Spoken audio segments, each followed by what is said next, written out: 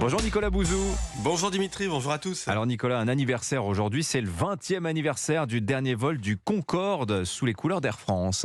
Et oui, Air France a cessé d'exploiter le Concorde suite au crash de Gonesse en 2000. British Airways a cessé l'exploitation quelques mois plus tard. Je vous raconte cette histoire ce matin, Dimitri, parce que elle est fascinante. Elle illustre les bienfaits et les limites aussi de la politique industrielle, c'est-à-dire d'une politique d'innovation guidée par l'État. Alors on est dans les années 1950, l'innovation technologique mondiale est concentrée en URSS et aux États-Unis, par exemple avec les programmes spatiaux. Le marché des avions long courrier, il est trusté par les Américains avec 3 marques, Boeing, Lockheed, Douglas. Et en 1962, l'Europe réagit enfin en s'appuyant sur le savoir-faire militaire acquis pendant la guerre, notamment dans le domaine aéronautique.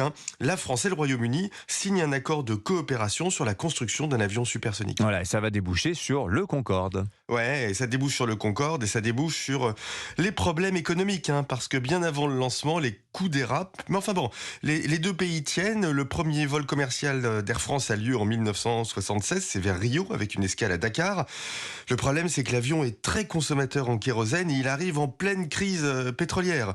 En plus de ça, les États-Unis, pour des raisons protectionnistes, interdisent le survol du pays aux avions supersoniques. Bon, l'avion, le Concorde, sera un immense succès technologique et un immense échec économique, jamais rentabilisé. Je vais vous dire, Dimitri, même sans l'accident de Gonesse, il aurait fini par être arrêté. Bon alors, quelle leçon on peut en tirer pour le temps présent de cette affaire du Concorde, Nicolas ? Bah oui au grand projet, parce que c'est absolument fantastique, ça donne des perspectives, ça tourne le pays vers l'avenir, donc oui au grand projet, aujourd'hui dans l'aérospatial, dans le nucléaire, dans la santé, bon c'est un peu ce qu'essaie de faire France 2030, en France avec des moyens limités, mais attention aux aspects économiques, il ne faut jamais s'en abstraire, et ne jamais oublier que dans une économie de marché, ce ne sont ni les politiques, ni les ingénieurs qui ont le dernier mot, ce sont les consommateurs. Leçon à méditer en ce jour de lancement de la première gigafactory de batteries et de voitures électriques.